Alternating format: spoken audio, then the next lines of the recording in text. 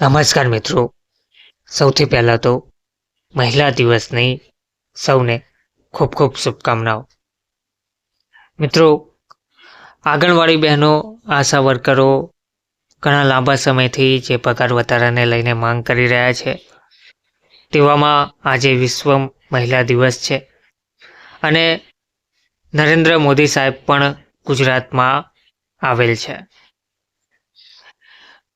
તો આંગણવાડી બહેનો, આશા વર્કરોને આશા છે કે મહિલા દિવસ નિમિત્તે તેમને ભેટ રૂપે તેમના માનદ વેતનમાં વધારો કરીને તેમને હાઈકોર્ટના આદેશ મુજબ વર્ગ 3 અને વર્ગ 4 સમક્ષ કરવામાં આવે અને મહિલા દિવસની ભેટ આપવામાં આવે.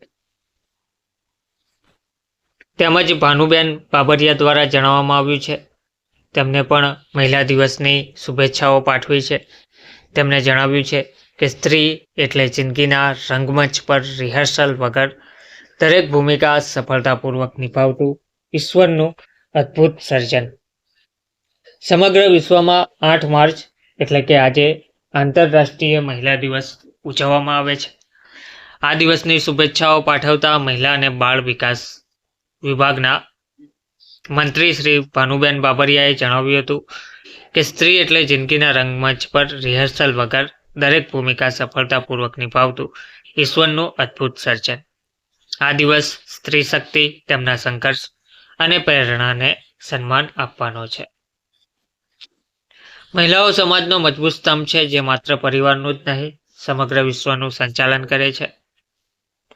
આજે મહિલાઓ દરેક ક્ષેત્રમાં પોતાની ક્ષમતા સાબિત કરી રહી છે. કલા, રમતગમત, વ્યવસાય, વિજ્ઞાન કે ટેકનોલોજી, દરેક જગ્યા પર મહિલાઓએ પોતાના શ્રેષ્ઠ પ્રયાસથી સફળતા હાંસલ કરી છે.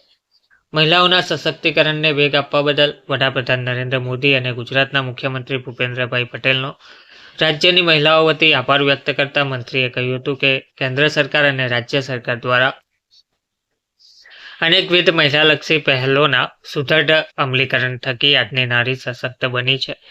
દીકરીના જન્મથી લઈને વૃદ્ધાવસ્થા સુધી સરકાર તેમની પડખે ઊભી છે. મહિલા સશક્તિકરણને પ્રેરણા આપતી વિવિધ યોજનાઓ જેમ કે વાલી દીકરી યોજના, કન્યા કેળવણી અભિયાન, શિષ્યવૃત્તિ સહાય, બેટી બચાવો અભિયાન, પોષણ અભિયાન, ગંગા સ્વરૂપા યોજના જેવી અનેક યોજનાઓ મહિલાઓના યોગદાન આપી રહી છે. મંત્રી બાબરિયાએ ઉમેર્યું હતું કે મહિલાઓના અધિકારોની બાબતમાં કે મહિલાઓને પુરુષ સમવડી બનાવવાની બાબતમાં ભારત હર હંમેશ આગળ રહ્યો છે. દેશને આઝાદી મળતાની સાથે જ મહિલાઓને પુરુષોના જેટલા જ સમાન અધિકાર અપાયા છે. ભારતે આઝાદ થતાની સાથે જ મહિલાઓને મત અધિકાર આપી સમાન દરજ્જો આપવાની દિશામાં શરૂઆત કરી હતી.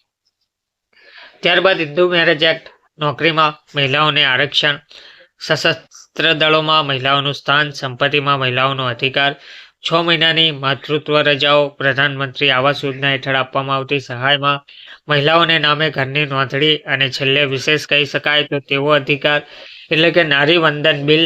આ બિલ થકી રાજકારણમાં 33% ભાગીદારી સાથે મહિલાઓને પ્રાધાન્ય મળ્યું છે. આવા અનેક કાયદા અને નિયમનો દ્વારા મહિલાઓનો સર્વાંગી વિકાસ કરવામાં મદદ કરી છે.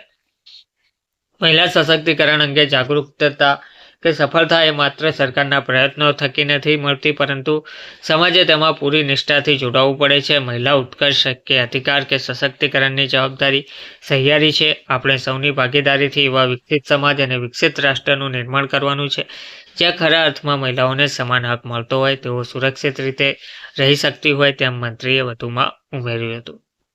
વધુમાં આંગણવાડી બહેનોને, આશા વર્કરોને તેવી આશા છે કે આજે મહિલા દિવસ નિમિત્તે તેમના પગારમાં વધારો કરવામાં આવે. તેવામાં મોદી સાહેબ પણ ગુજરાતની મુલાકાતે છે, તો તેમના પગારમાં વધારો કરીને, માનદ વેતનમાં વધારો કરીને તેમને વર્ગ 3 અને વર્ગ 4 સમક્ષ લાભ આપવામાં આવે. ધન્યવાદ.